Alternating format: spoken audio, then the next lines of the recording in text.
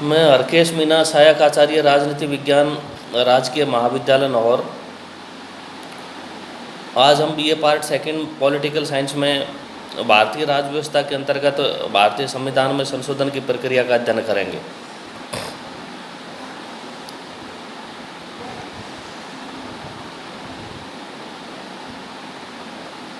सभी देशों में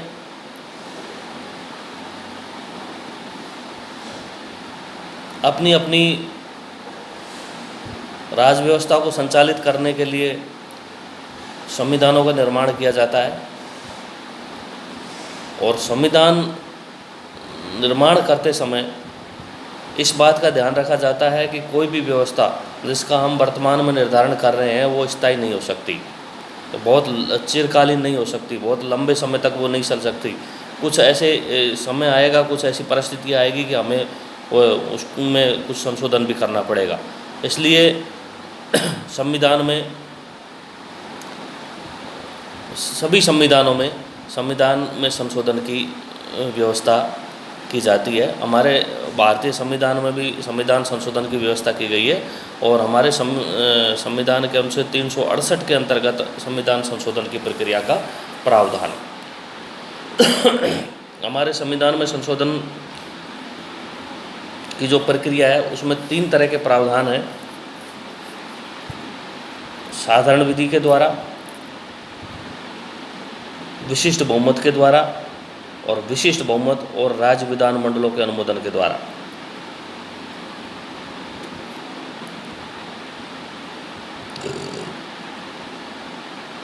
साधारण विधि के द्वारा संशोधन की प्रक्रिया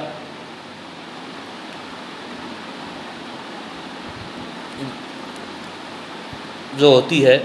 उसमें विधेयक एक सदन में पेश किया जाता है। उस सदन में जब विधेयक को साधारण बहुमत से पास कर दिया जाता है तो विधेयक दूसरे सदन में जाता है और दूसरे सदन में भी साधारण बहुमत से यदि वो विधेयक पास हो जाए तो राष्ट्रपति की अनुमति के लिए राष्ट्रपति के पास भेजा जाता है और राष्ट्रपति जब उस पर अपनी स्वीकृति प्रदान कर देता है तो वह संविधान में संशोधन मान्य होता है।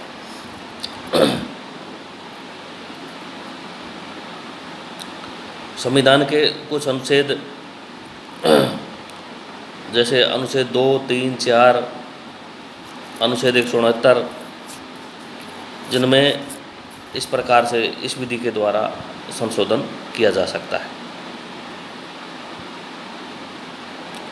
दूसरी जो संशोधन की प्रक्रिया है वो है संसद के विशिष्ट बहुमत द्वारा संशोधन की प्रक्रिया। विशिष्ट बहुमत के द्वारा जो संशोधन की प्रक्रिया होती है, संविधान में ये संशोधन का प्रस्ताव किसी भी सदन में पेश किया जा सकता है और सदन का वह सदन कुल सदस्य संख्या के बहुमत तथा उपस्थित और मतदान में भाग लेने वाले सदस्यों के 2/3 मतों से जब उस विधेयक को पारित कर देता है तो वो विधेयक दूसरे सदन में जाता है और दूसरे सदन में सदस्य संख्या के बहुमत तथा उपस्थित और मतदान में भाग लेने वाले सदस्यों के 2/3 बहुमत से वो विधेयक पास हो जाता है।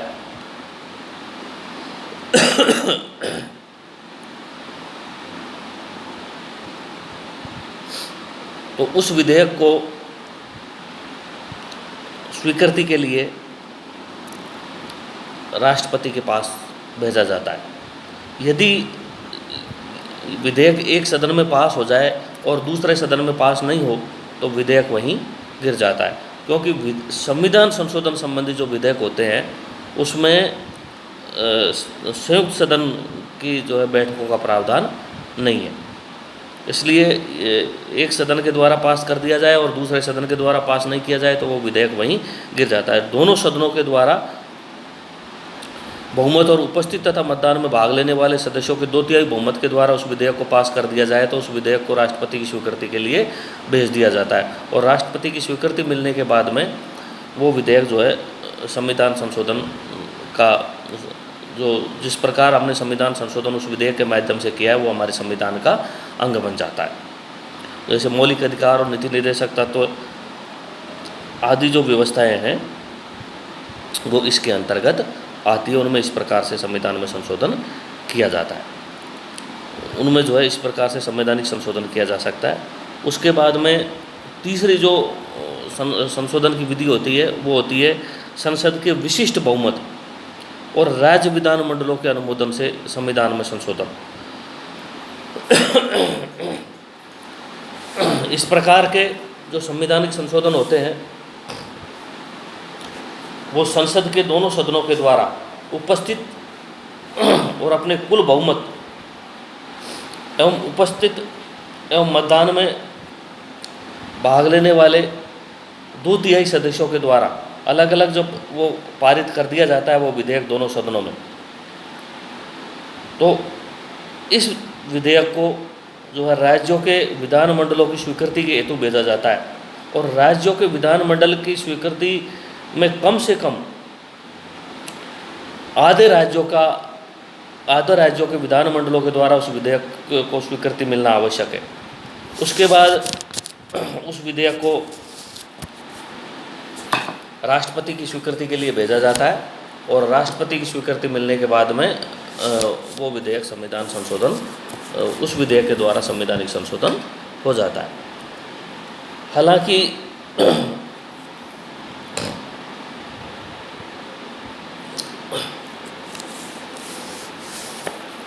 भारतीय संविधान में संशोधन की प्रक्रिया के अंतर्गत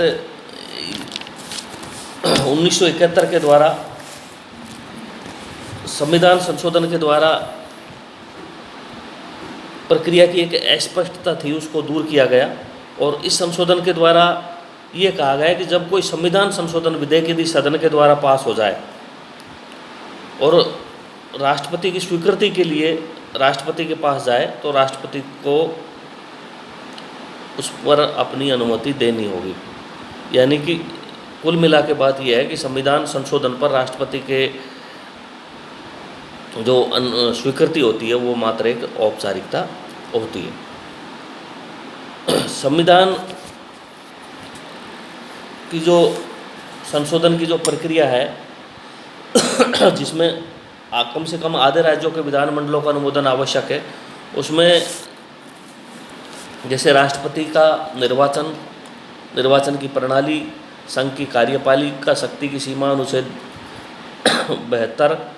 संघ के राज्यों की कार्यपालिका शक्ति की सीमा अनुच्छेद 162, केंद्र प्रशासित क्षेत्रों के उच्च न्यायालय, केंद्र प्रशासित क्षेत्रों के लिए उच्च न्यायालय अनुच्छेद 241, संघ की न्यायपालिका, राज्यों के उच्च न्यायालय, सूक्ष्म जो संविधान में संशोधन के से संबंधित जो अनुच्छेद 368 वो इसमें शामिल है। तो इस तरह से जो है हम संविधान में संशोधन कर सकते हैं। संविधान संशोधन की जो प्रक्रिया है इसके बारे में समय समय पर किस में संशोधन किया जा सकता है, किस में नहीं किया जा सकता संसद के द्वारा, इसके बारे में जो समय समय पर सर्वोच्च न्यायालय ने जो निर्णय दिए वो इस प्रकार है। सर्वप्रथम शंकरी प्रसाद बनाम बिहार राज्य मामले में 1952 में सर्वोच्च न्यायालय ने यह निर्णय दिया कि संसद मूल अधिकारों सहित संविधान के किसी भी भाग में संशोधन कर सकती है। 1965 में जो सज्जन सिंह बनाम राजस्थान राज्य का जो विवाद आया उसमें भी सर्वोच्च न्यायालय ने इसी निर्णय को दोहराया, लेकिन गोलकनाथ विवाद में सर्वोच्च न्यायालय ने अपने इस निर्णय को पलटा और गोलकनाथ विवाद में सर्वोच्च न्यायालय ने यह निर्णय दिया कि संसद को संविधान के भाग 3 के यानी कि मौलिक अधिकारों के किसी उपबंध को इस तरह संशोधित करने का अधिकार प्राप्त नहीं होगा जिससे कि मूल अधिकार सीमित हो जाए।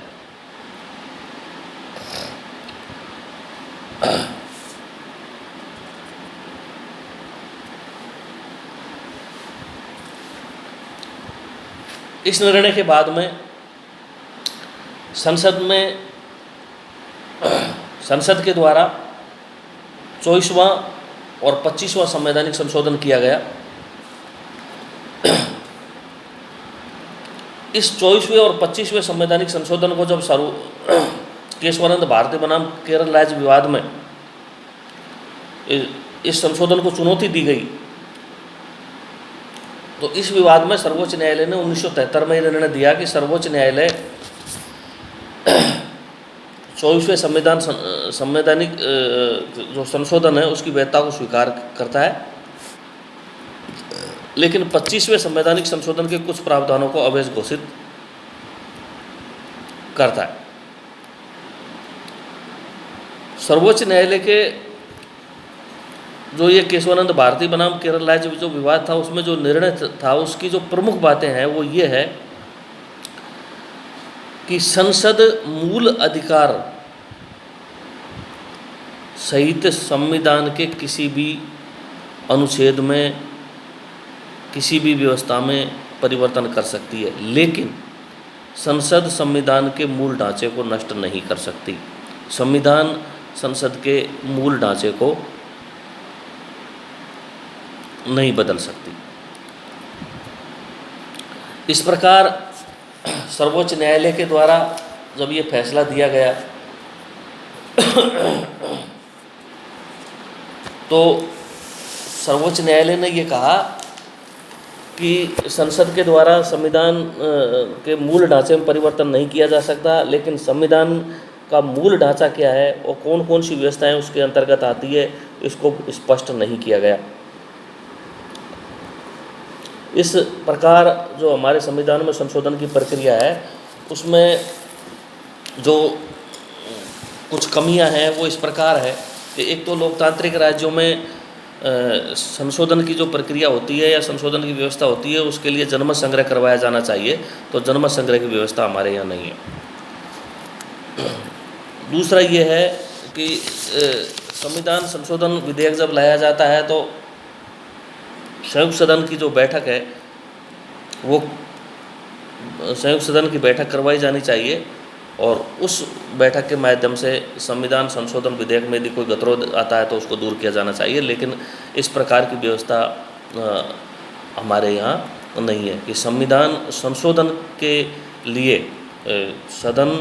की संयुक्त बैठक नहीं बुलाई जा सकती,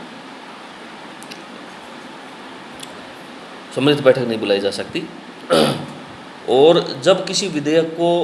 राज्य विधानमंडलों की स्वीकृति के लिए भेजा जाता है तो उनके लिए कोई समय सीमा निर्धारित नहीं की गई कि इतनी समय सीमा में जो है आपको अपनी स्वीकृति देनी है या नहीं देनी है, तो एक समय सीमा निर्धारित नहीं गई, इससे अनावश्यक देरी होने की संभावना बनी रहती है। धन्यवाद।